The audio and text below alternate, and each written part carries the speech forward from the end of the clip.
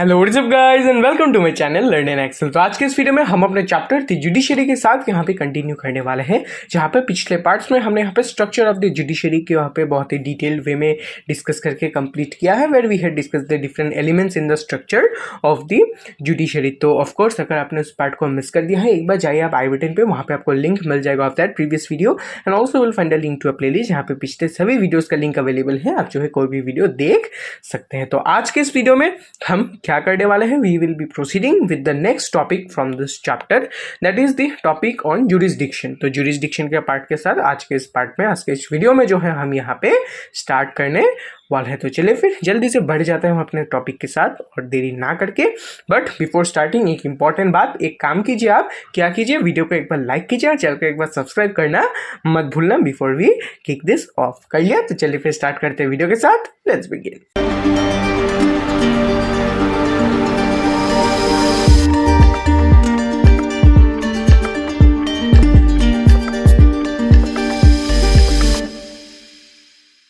तो चलिए फिर बढ़ जाते हैं अपने स्क्रीन के साथ। Judiciary is what we were discussing the chapter we have here, of course these are the parts. तो यहाँ पे हमने इन सभी पार्ट्स को डिस्कस कर लिया है, namely introduction, independence of judiciary, structure of the judiciary पिछले वीडियो में हमने कंप्लीट किया है। तो आज के इस वीडियो में हम कंसेप्ट ऑफ जुरिस्डिक्शन के साथ यहाँ पे स्टार्ट करने वाले हैं। So we will be starting with the concept of jurisdiction. ठीक है, so let's proceed. Jurisdictions of the supreme court. तो before starting with this part of this jurisdiction on the supreme court, हम क्या करते हैं, सबसे पहले समझ लेते हैं that what is the meaning of jurisdiction. Jurisdiction so jurisdiction का मतलब क्या है? So what is the actual meaning of jurisdiction? तो अगर हम बात करें about the meaning of jurisdiction, meaning बहुत ही ज़्यादा सिंपल है। ये आप बोल सकते हैं कुछ स्पेशल आपके पावर्स बन जाते हैं, या फिर लीगल डायरेक्टिव्स आप बोल सकते हैं इनको, लीगल डायरेक्टिव्स और सम पावर्स, यानी कि ऐसे कुछ पावर्स, ऐसे कुछ फीचर्स या फिर ऐसे कुछ डायरेक्टिव्स जो कि अपने सुप्रीम कोर्ट यहाँ पे होल्ड करता है, उन्हीं को हम बोलते हैं jurisdictions of the supreme court. या फिर आप इन जनरल बोल सकते हैं कि किसी भी ऐसे पर्टिकुलर इंस्टीट्यूशन का जो है जुरिस्डिक्शन क्या है, it is the powers that they are holding, that is the list of the powers, that is the scope of the powers and the power of the directives that they are holding is known as the jurisdiction of that particular institution. यानी कि वो institution जो है कैसा powers hold करता है, उसी को हम बोलते हैं जुरिस्डिक्शन।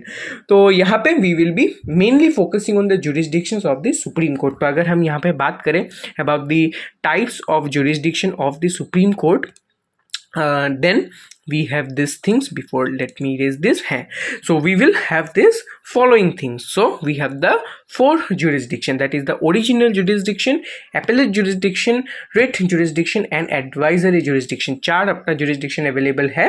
तो आज के इस वीडियो में we will try to cover this two jurisdiction, then we will be proceed with the last two। तो चले फिर इन दोनों के साथ जल्दी से हम यहाँ पे अभी स्टार्ट कर लेते हैं। So let's proceed with original jurisdiction, of course। So we have this original jurisdiction। So original jurisdiction के ये रहे आपके given points। तो चलिए फिर यहाँ पे let us discuss what is the meaning of original jurisdiction। First, let us discuss the points.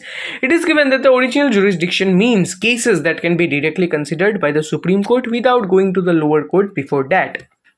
These cases involving federal relations go directly to the Supreme Court. In any federal country, legal disputes are bound to arise between the union and the states, and among the states themselves. The power to resolve such cases is entrusted to the Supreme Court of India.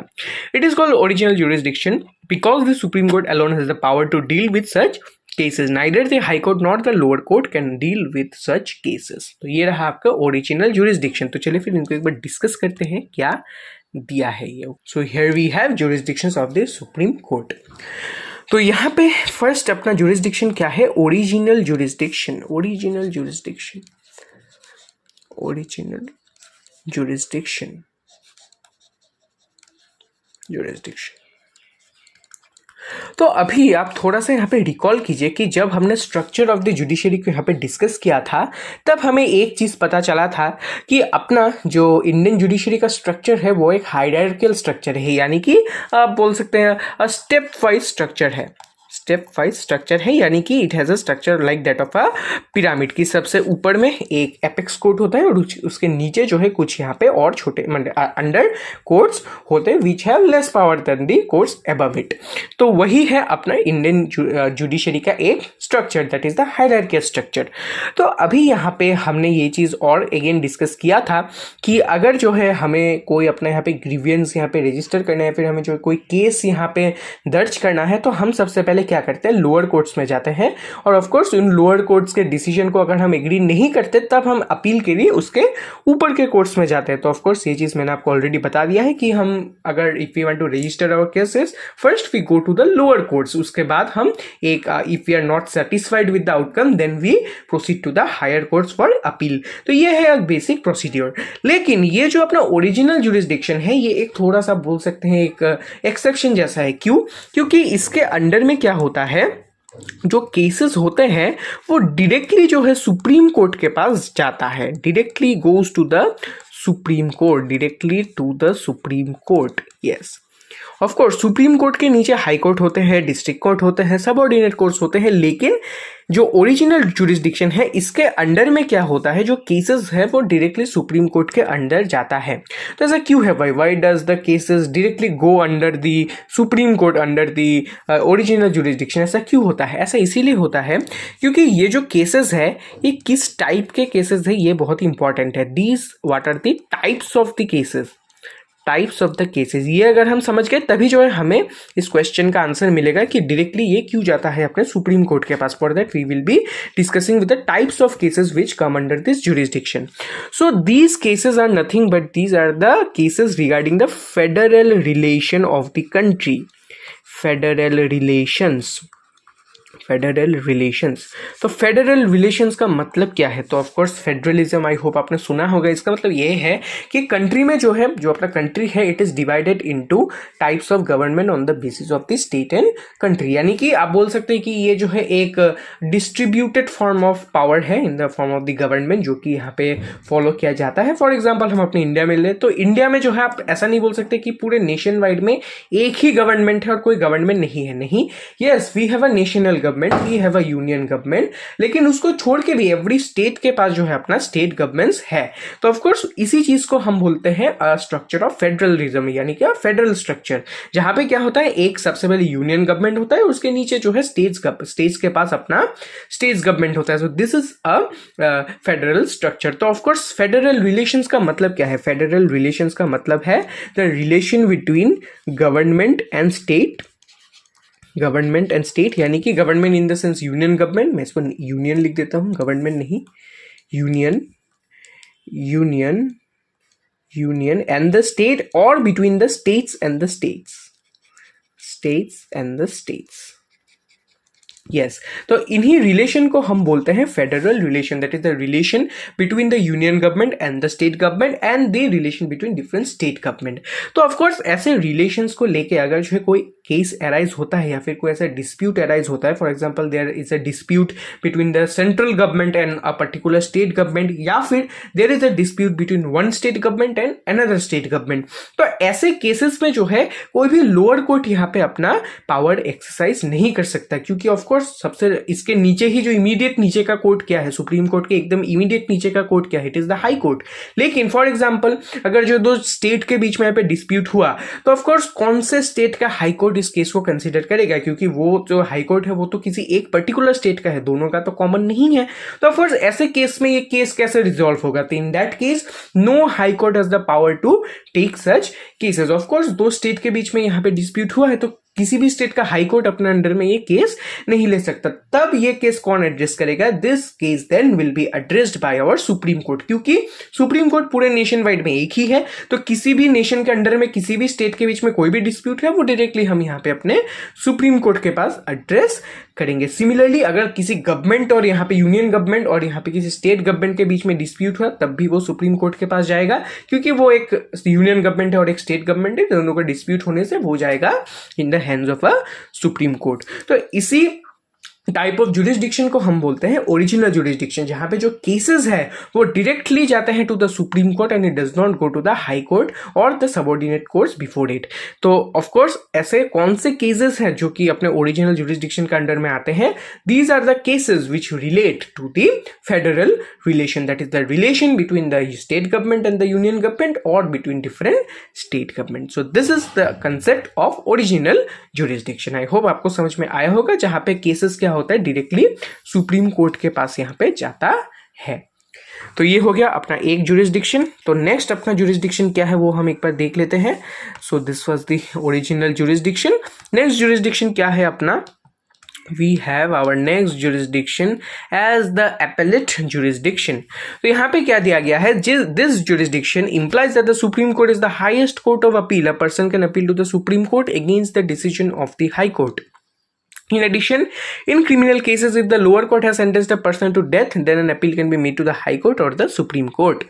Appellate jurisdiction means that the Supreme Court will reconsider the case and the legal issues involved. If the court thinks that the law or the constitution has a different meaning from what the lower courts has understood, then the Supreme Court will change the ruling and along with that also will give new interpretation of the provision involved. तो समझ लेते हैं इसको क्या है. Let's proceed this part here. तो यहाँ पे आप इसको एक बार स्क्रीनशॉट ले सकते हैं, मैं इसको मिटा देता हूँ अभी के लिए. ऑलराइट, सो नेक्स्ट अपना है appellate jurisdiction. Appellate jurisdiction of course. तो ये क्या स्टेट करता है? This states that the supreme court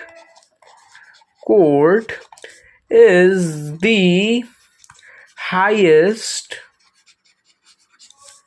court of appeal.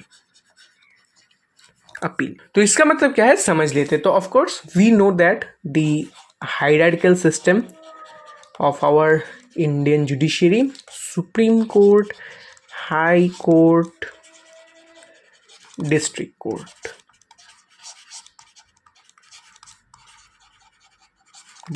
ठीक है.